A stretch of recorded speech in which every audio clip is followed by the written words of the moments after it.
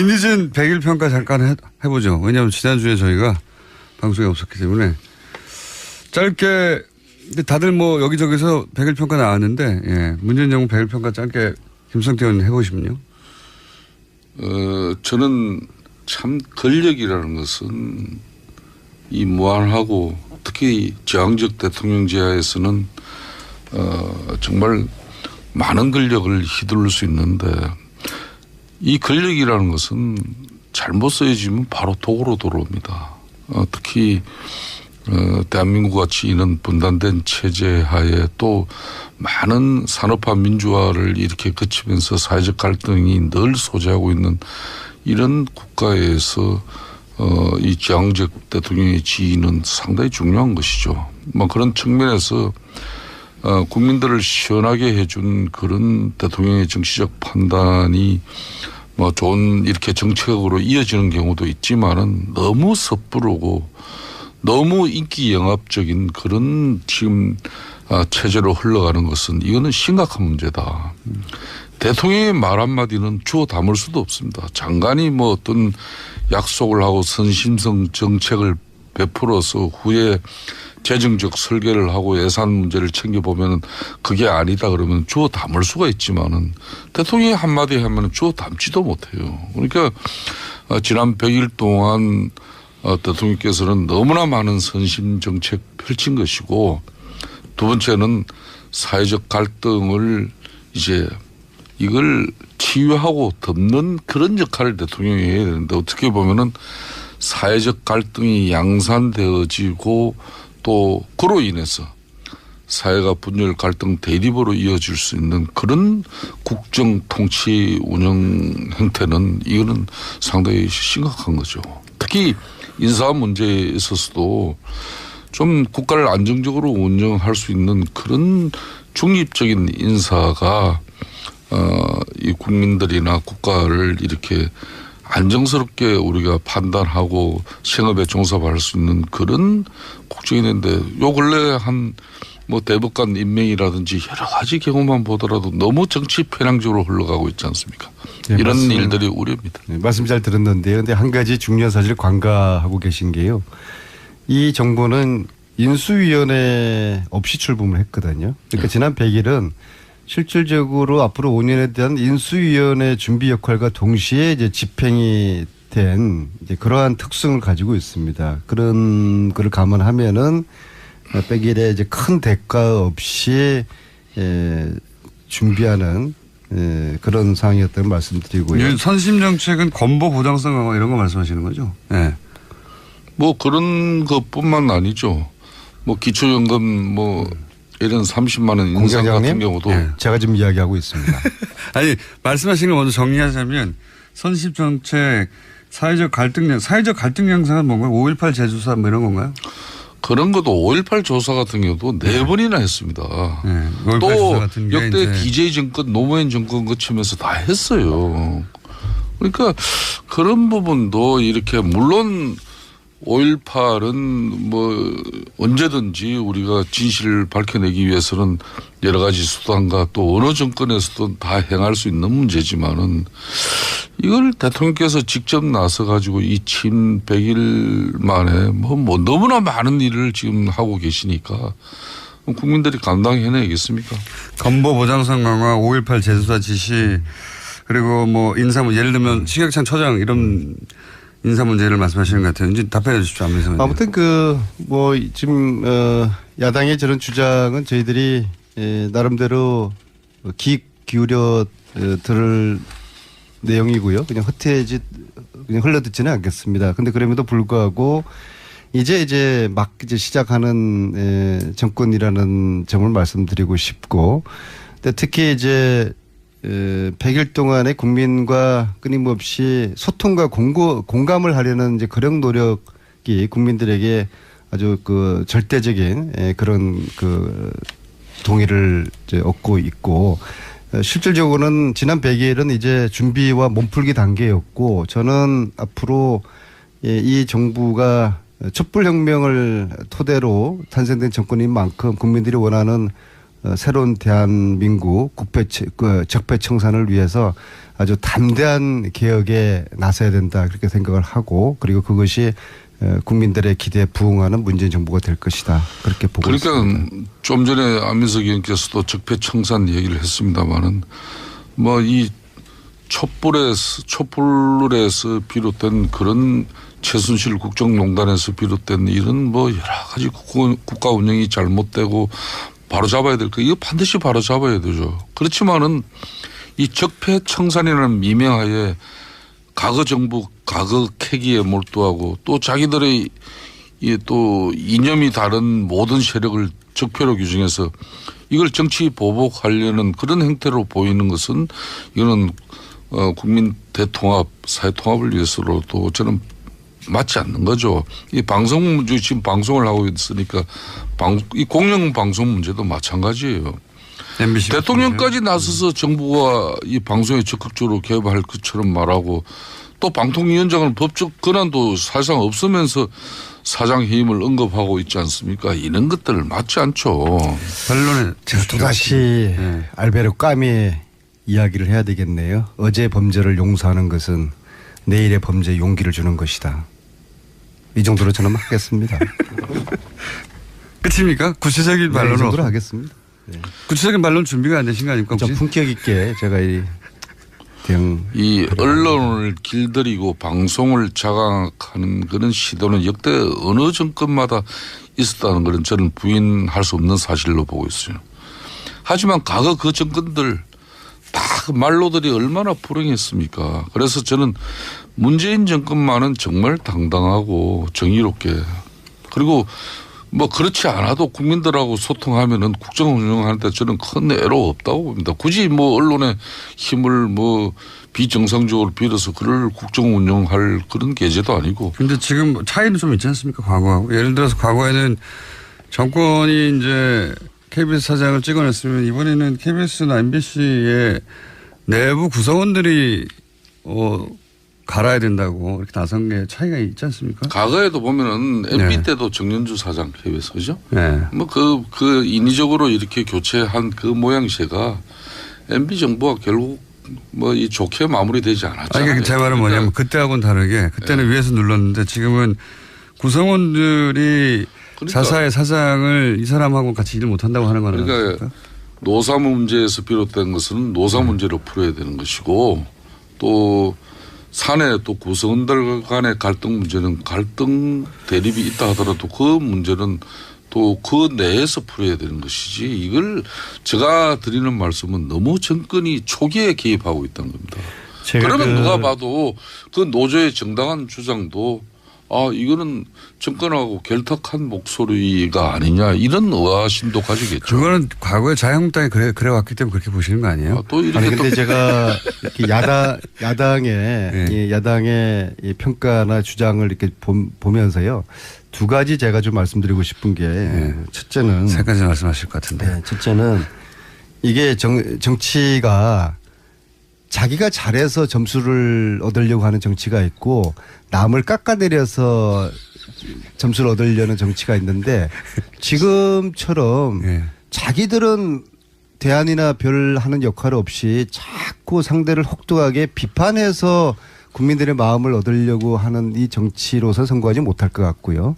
그다음에 두 번째로는 지금은 국민들의 다수 80% 이상이 문재인 정부를 지지하지 않겠습니까? 70%에서 80% 사이. 네, 그 다수의 지지 속에는 국가를 제대로 만들어 달라는 거거든요. 적폐를 청산하고 국가 개혁을 해달라는 거기 때문에 저는 이 시점에서 야당은 여당과 함께 여야 또 문재인 정부와 함께 선의의 개혁 경쟁을 해서 국민들에게 마음을 얻으려는 그런 정치를 해야지 야당도 스스로의 공간을 더 넓혀 나갈 수 있다는 그런 저는 충고를 드리고 저는 안민석 의원의 말씀을 대체로 다 공감합니다.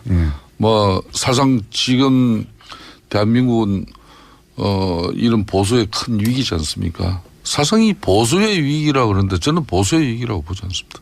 자유한국당이 큰 위기지 보수의 위기. 자유한국당이 대변하는 보수하고 다른 보수는 어디 있습니까? 그러니까 바른정당이 있지 않습니까?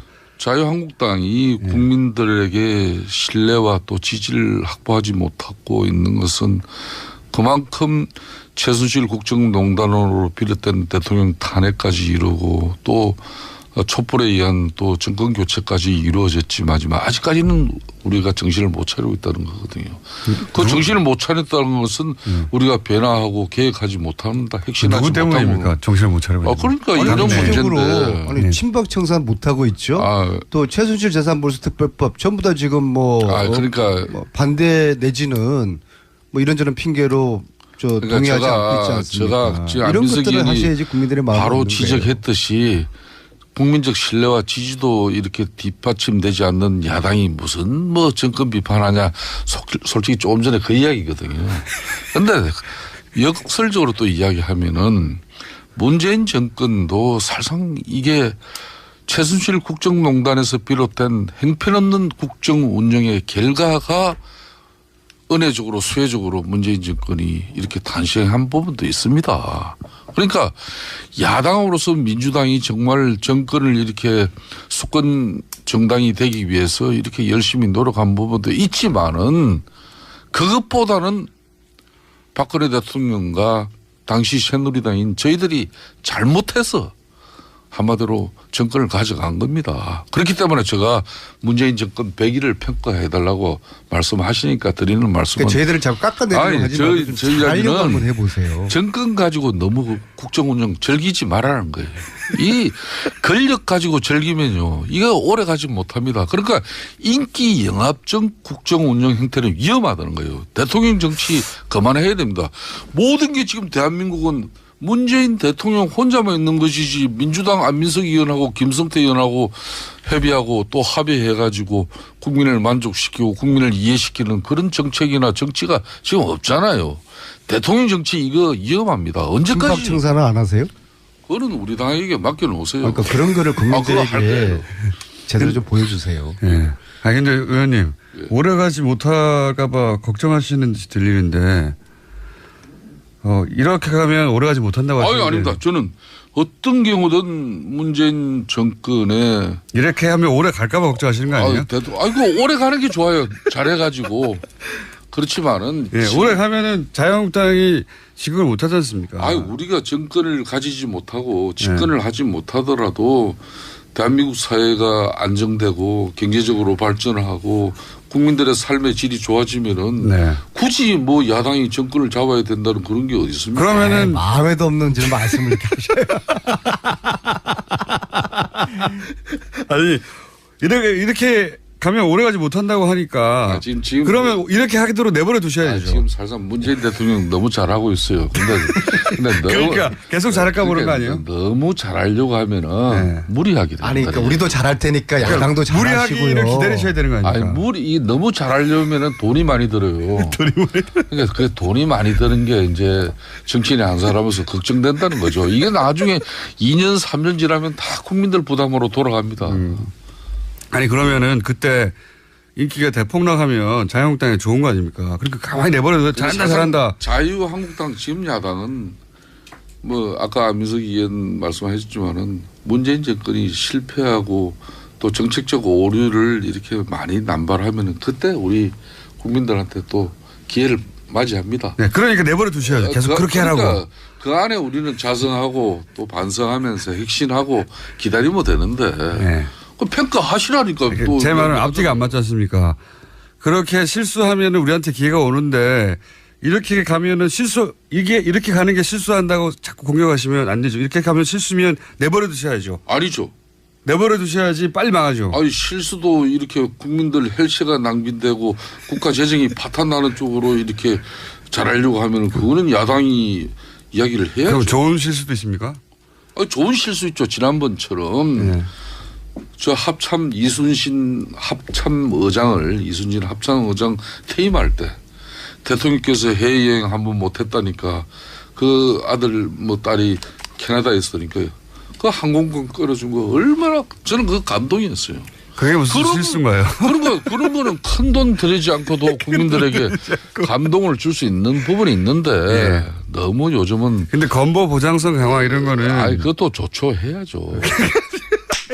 국가 재원이 안정적으로 뒷받침될 수 있는 그런 복지 정책으로 가야지. 근데 OECD의 평균에 한참 못 미치는데 아직도 그 정도 10% 80% 70% 정도 하자는 게 이게 제가 계속 얘기하니까 이거 안 될 것 같아요. 의원님. 아니, 그러니까 그런 근보를 포함해서 서로가 정책적인 대안을 놓고서 찬반을 하고 그것을 국민들에게 그 평가받고 그렇게 국가적인 여론을 수렴해내는 그런 식으로 나라를 개혁시키는 그런 서로의 여야가 선의 경쟁을 통해서 그러면은 뭐 저희들도 평가를 잘 받겠지만은 야당도 달라진 야당의 모습으로 국민들이 좋은 평가를 받는 것이거든요. 지금은 그러한 시점이지 물론 야당은 정부 정책을 또 비판하는 그런 고유의 본연의 역할을 해야 되겠지만은 그와 동시에 야당이 가지고 있는 정책 대안이라든지 자신들의 비전을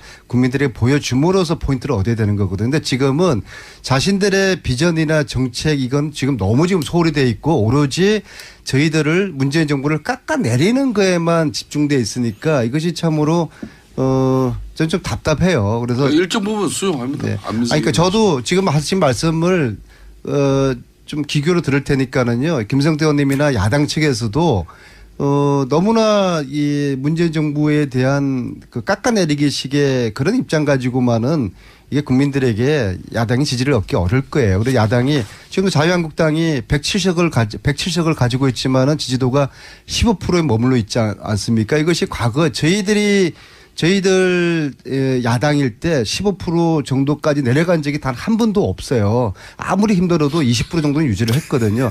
이거에 대한 야당이 성찰이 필요해요. 왜 15%대까지 떨어진 적이 없어요? 내가 그렇게 디테일한 내용을 가지고 말씀을 하시면 제가 갖다 드리면 어떡하려니까 15%대 떨어진 적이 있습니다. 19%까지는 갔는데.